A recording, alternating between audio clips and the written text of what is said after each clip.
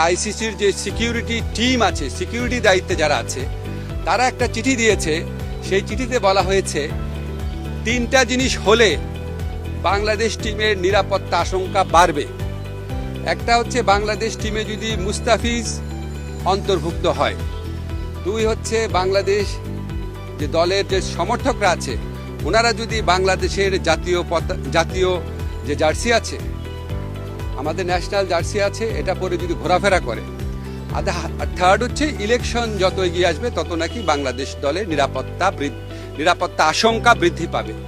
তো ICC security টিমের এই বক্তব্য সন্দেহাতীতভাবে প্রমাণ করেছে যে ভারতে বাংলাদেশ ক্রিকেট টিমের টি-20 বিশ্বকাপ খেলার কোনো রকম পরিস্থিতি নাই। আইসিসি যদি আশা করে আমরা আমাদের শ্রেষ্ঠ বোলারকে বাদ দিয়ে আমরা ক্রিকেট টিম করব, আমাদের যারা সমর্থক আছে তারা বাংলাদেশের জার্সি পরতে পারবে না, আর আমরা ক্রিকেট খেলার জন্য বাংলাদেশের নির্বাচন পিছিয়ে দিব, এর চেয়ে উদ্ভট, অবাস্তব, অযৌক্তিক কোনো প্রত্যাশা হতে পারে না। আইসিসি যদি সত্যি গ্লোবাল অর্গানাইজেশন হয়ে থাকে, আর আইসিসি যদি ভারতের কথায় উঠে আর না বসে, তাহলে অবশ্যই আমাদের টি-20 বিশ্বকাপে খেলার সুযোগ শ্রীলঙ্কাতে দেওয়া উচিত। এই প্রশ্নে আমরা কোনো রকম নতি স্বীকার করব